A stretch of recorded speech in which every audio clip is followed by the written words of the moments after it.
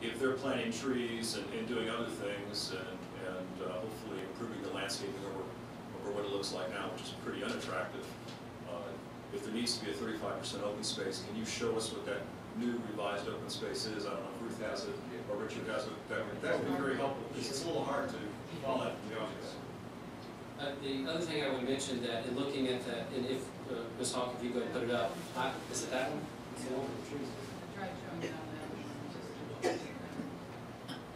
The house, if you look at the proposed house is, I mean, where there was 42% open space with the proposed condominiums, the house will represent 15 to 20% of the lot, which means 80% of this will be open space. Trees, grass, all that stuff.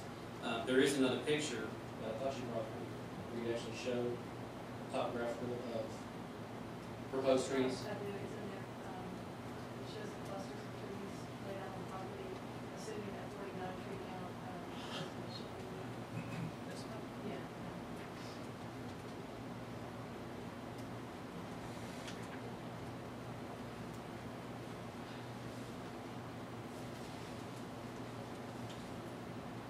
So hopefully that gives you a visual, gives you an idea of what we're looking at as part of building this home. So, are there any questions for me? I don't have any questions. I echo what the mayor said. I don't know which person used the term mess. It is a mess right now. Everything Richard stated are all the issues we've had with this property before are solved with this, and I hope we get this done, because quite frankly, I think it'd be kind of a signature piece for the town. I think Richard would like this. Well, I'm glad to hold that policy thought, because I'm going to take this one step further. I think this is more of an ordinance or a zoning issue, and I don't know if this is the place to address it, but Mr. Roberts' desire to place this single-family home on here, in my opinion, we shouldn't have to be going through all these steps. You all know, if we follow this course, that even though this is single-family residence, we still have to come back with a preliminary plan and various other things. I would like to see if there would be some relief to that, since it is a single-family home. We've submitted the grading plans and getting ready to submit a TDEC for our notice of intent. And so I don't know if it's appropriate or if it's possible for this to be the final approval for this plan. Because you're not further subdividing. Okay, so we're done after tonight.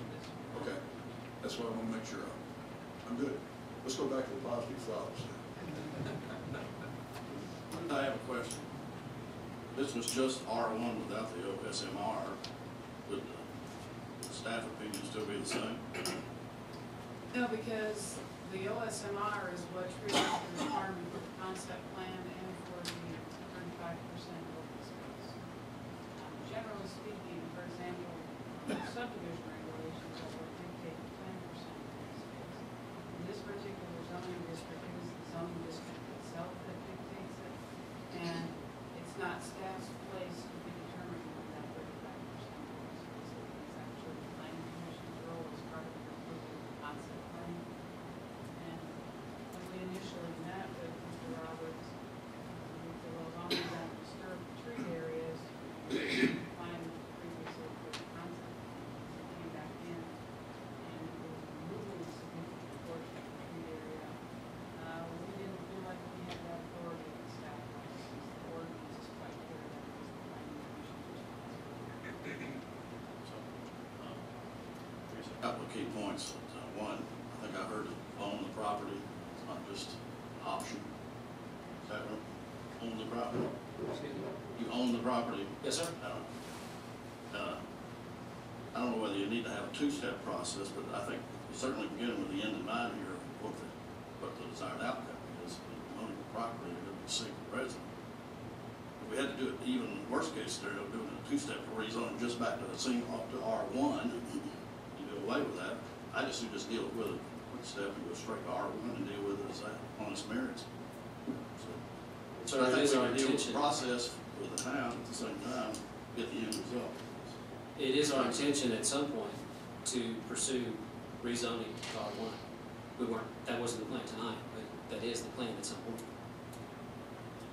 Because, you know, it's my understanding as OSMR, every time or any time, you know, if we wanted to add anything to this property, we would have to go through this process again. And I'm not suggesting rezoning it, I'm just saying if we could treat it that way. yes, sir. With the end in mind, that's been treated on the merits, those merits, and I think that also, I think there's more foundation for the process and substance behind it.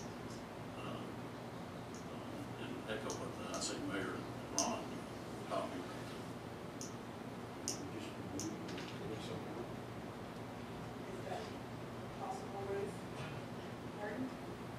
You have to go through rezoning and remove the offense.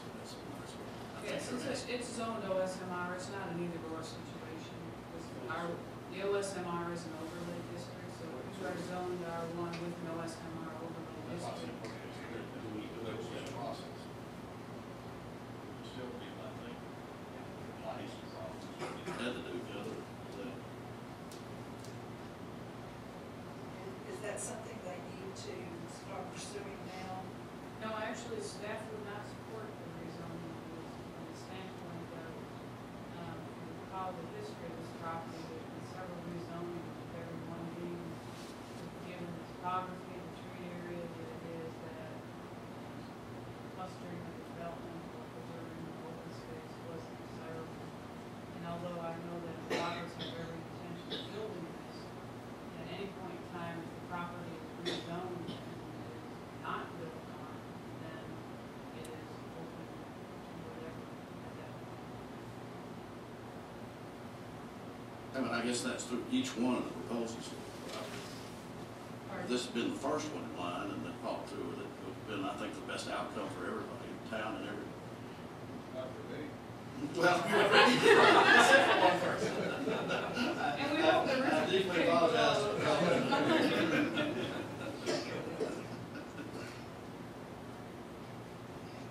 Again, my name's Paul Barrett. I live on Sonia Drive. I don't know the Roberts, but I have been down here and the other plans going against them, pretty much in unison, every one of them against them.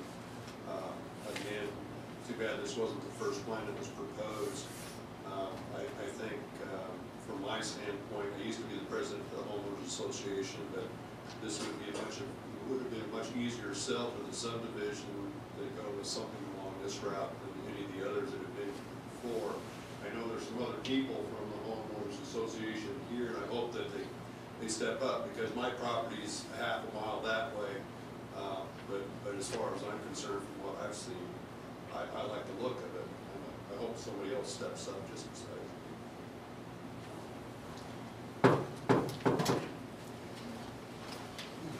Good evening. My name is Lynn Pouchard, and I also live on Sonia Drive, pretty far down the road. I'm fairly new in this subdivision.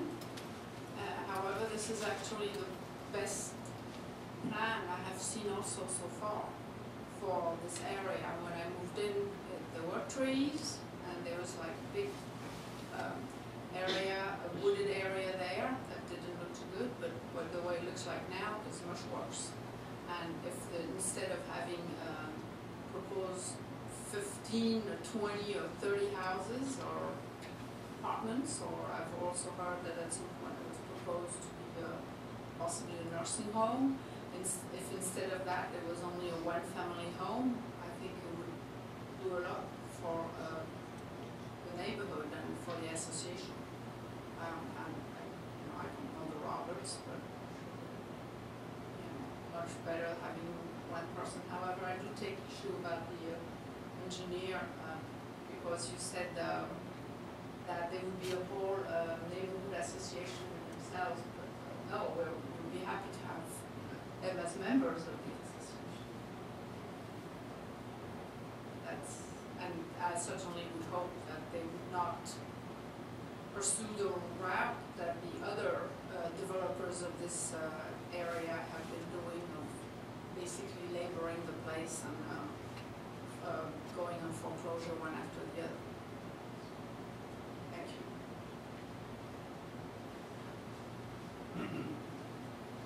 name's Larry Johnson. I live at 11320 Sonia Drive, which is about 3 houses up Sonia Drive from this lot, so it's within my view, especially in the winter. And like Paul Barrett, and several meetings down here seeing the development.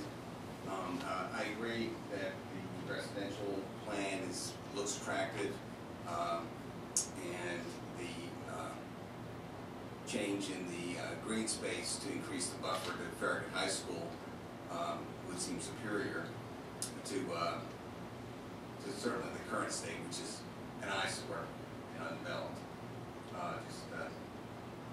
Wrong. My concern is with the zoning, which I understand is a very strong legal